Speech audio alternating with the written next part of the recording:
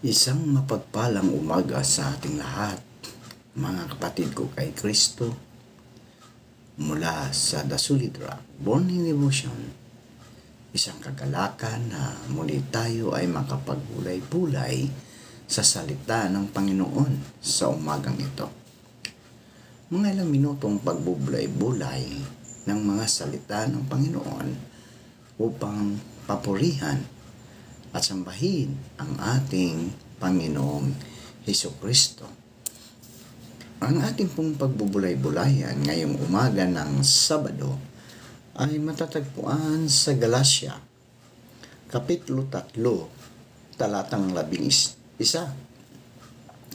Ito po ang sinasabi: malinaw na walang taong pinapawalang sala sa paningin ng Diyos sa pamagitan ng kautusan. Sapagkat sinasabi ang ng kasulatan, ang pinawalang sala ay mabubuhay dahil sa pananampalataya. Pinagpala na po tayo sa pagkabasa at pagkarinig ng salita ng Panginoon. Tayo po ay manalangin. Ama naming Diyos na makapangyarihan sa lahat, muli o Diyos, naririto ang iyong mga anak upang ikaw ay sambahin sa Espiritu at sa katotohanan. Maraming salamat, Panginoon, sa isang gabing nagaan sa aming mga buhay na kami iniingatan mo sa aming pagtulog. Maraming salamat, O Diyos, sa muli mong paggising sa amin, sa muli mong pagbibigay ng buhay, ng lakas at ng karunungan. Maraming salamat, Panginoon, sa panahong ito na makapagpahinga mula sa mga trabaho, Panginoon. Ikaw, Diyos, ang siyang manguna sa amin upang kami, Panginoon, ay makapagpahinga. Panginoong Hesus, patuloy kong itinataas sa inyo ang aming mga kaibigan na nasa banig ng karamdaman. Patuloy niyo po silang abutin, Panginoon, at ilayo mo po sila sa anumang mga kapahamakan. Pagalingin mo po sila, Panginoon. Abutin mo ang kanilang mga katawan upang sila, O Diyos, ay manumbalik ang kanilang lakas na nawala dahil sa mga karamdaman. Amin ding inilalapit sa inyo, Panginoon, ang mga kaibigan namin nagtatrabaho sa ibang bansa. Patuloy mo po silang ingatan sa ibang bansa, O Diyos. Ilayo mo po sila sa anumang mga kapahamakan, sa mga pagsubok, sa mga tukso, dahil ang kanilang mga mahal sa buhay ay naririto sa Pilipinas. Panginoong Hesus, tulungan mo sila na makabangon mula sa kahirapan, Panginoon. Bagamat ang halos lahat ng mga Pilipino ay mahirap, Panginoon, Lord, pero kami, Panginoon, kapag sumampalataya kami sa inyo at kami ay nagtitiwala sa inyo na ikaw, Panginoon, ang magpo-provide sa lahat ng aming mga pangangailangan, ay hindi na kailangan na kami ay lumayo pa.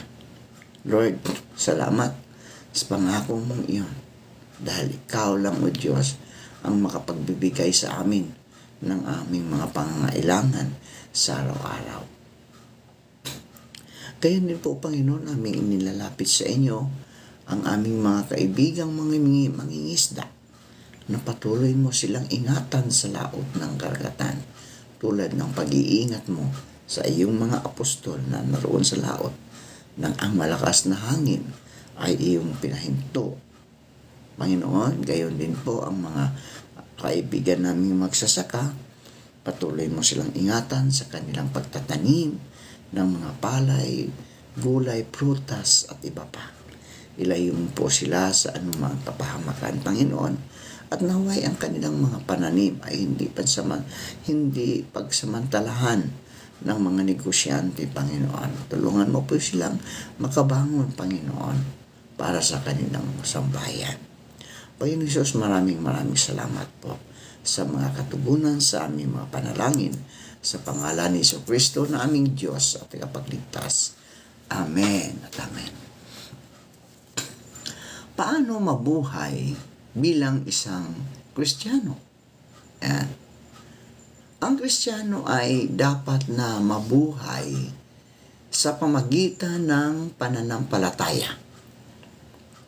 Sa pamagitan ng pananampalataya, tayo pumasok sa buhay Kristiyano. At sa pamagitan din ng pananampalataya, tayo mabubuhay. Nang mag-umpisa ang ating buhay Kristiyano, sa pamagitan ng ating paglapit kay Hesukristo para sa kapatawaran ng ating mga kasalanan, naunawaan natin na hindi natin makamit ang ating hinaharap sa pamagitan ng ibang pamamaraan, kundi sa pamagitan lamang ng pananampalataya. Hindi natin kayang dalhin ang ating sarili sa langit dahil hindi sapat ang lahat ng ating kayang gawin upang makamit ang kaligtasan. Ang mga naniniwala na kaya nilang makamtan ang buhay na walang hanggan sa pamagitan ng pagsunod sa mga batas at alituntunin o sa listahan ng mga dapat at hindi dapat gawin, at tinatanggihan ang malinaw na itinuturo ng Biblia. Maliwanag nga sa sinuman ay hindi inaaring ganap sa kautusan sa harapan ng Diyos, sapagkat ang ganap ay mabubuhay sa pananampalataya, ayon sa Galatia 3:11.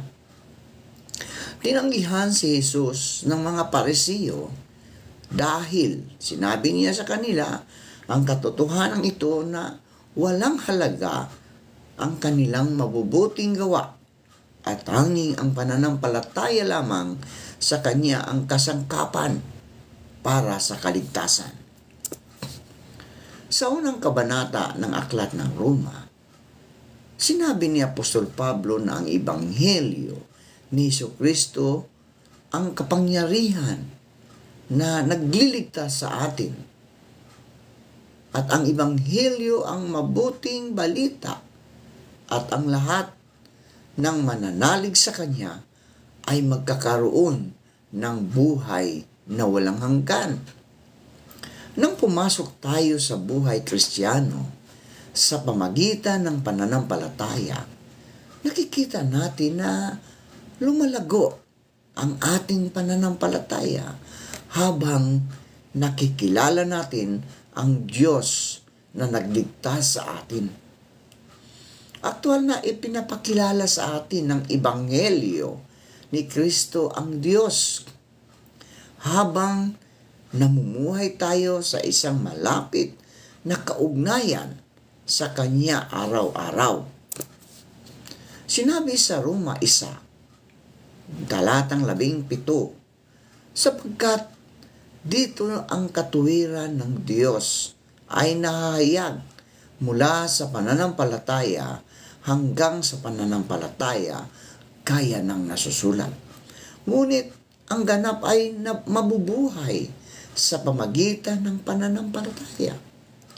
Kaya nga, bahagi ng buhay Kristiyano ang masigasig na pagbabasa at pag-aaral ng salita ng Diyos, kasabay ang panalangin para sa pangunawa at karunungan para sa isang mas malapit at personal na kaugnayan sa Diyos sa pamagitan ng banal na Espiritu.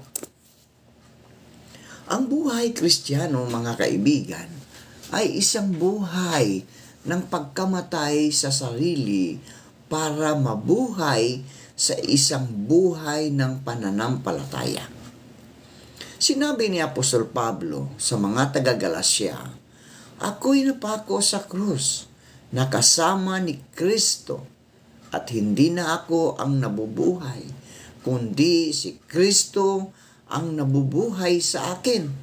At ang buhay na ikinabubuhay ko ngayon, sa laman ay ikinabubuhay ko sa pananampalataya ang pananampalataya na ito'y sa anak ng Diyos na sa akin ay umibig at ibinigay ang kaniyang sarili dahil sa akin.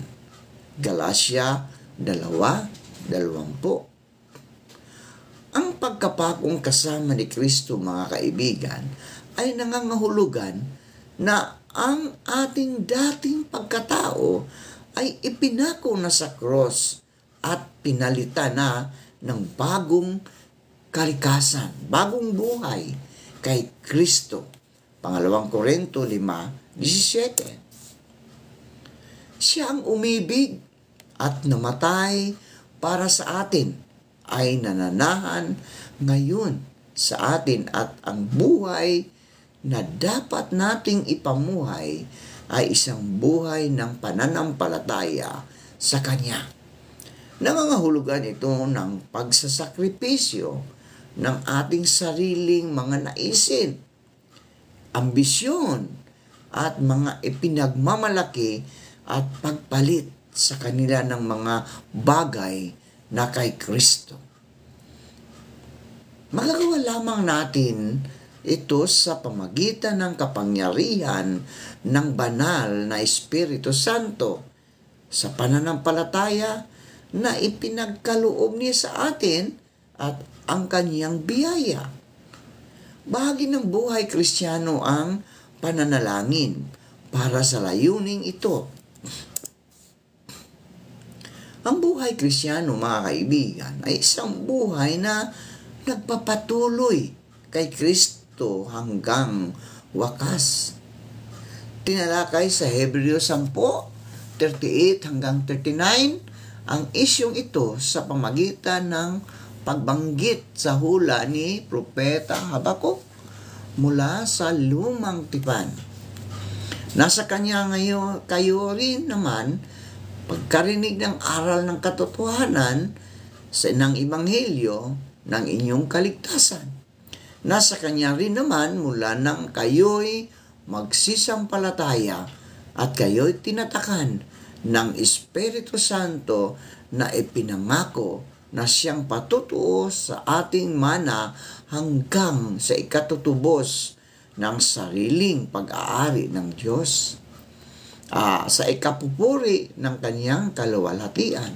Efeso 1:13 hanggang 14. Nagpatuloy ang panunulat ng Hebreo sa pagtiyak sa katotohanan ito sa talatang 39. Ngunit tayo hindi doon sa mga nagsisibalik sa kapahamakan, kundi doon sa mga may pananampalataya sa ikaliligtas ng kaluluwa. Ang tunay na pananampalataya ay isang tao na nagtitiyaga sa pananampalataya hanggang wakas. Kaya nga, mga kapatid, ang buhay Kristiyano ay isang buhay ng pananampalataya sa Diyos na nagligtas sa atin, nagpapalakas sa atin, tumatak sa atin para sa langit at nag-iingat sa atin magpakailanman. Ang araw-araw na pamumuhay sa pananampalataya ay pamumuhay sa paglago habang hinahanap natin ang kalooban ng Diyos sa Kanyang salita sa pamagitan ng pananalangin habang nakikipag-isa tayo sa ibang mga Kristiyano na ang layunin ay gaya rin natin na maging katulad ni Kristo. Purihin ang Panginoon. Manalangin tayo. Salamat, Panginoon, sa pananampalatayang iyong ipinagkaloob sa amin. Salamat sa kaligtasan na iyong ibinigay sa iyong mga anak. Salamat sa iyong dugo na umagos doon sa krus upang malinis ang aming mga kasalanan. Ngayon, Panginoon, na malinis na kami, tinubos mo na kami, tulungan mo kami na makasunod sa iyong kalooban upang kami, Panginoon, ay patuloy hanggang wakas na sumusunod sa inyo. Maraming salamat, Panginoon, sa lahat ng nakikinig ng iyong mga salita. Panginoong Hesus, dalangin ko, Panginoon, ingatan mo po si Grace sa kanyang pag-uwi, sa kanyang pangalawang tahanan sa Canada, mamayang gabi. Ilayo mo po siya sa pahamakan. Naging maayos nawa ang kanyang pagdating sa Canada. At ingatan mo ang piloto ng eroplano na makarating ng maluwalhati, Panginoon, upang makasama muli ang kanyang pamilya, Panginoon. Maraming salamat po sa pangalan ni Jesus. Amen. Amen.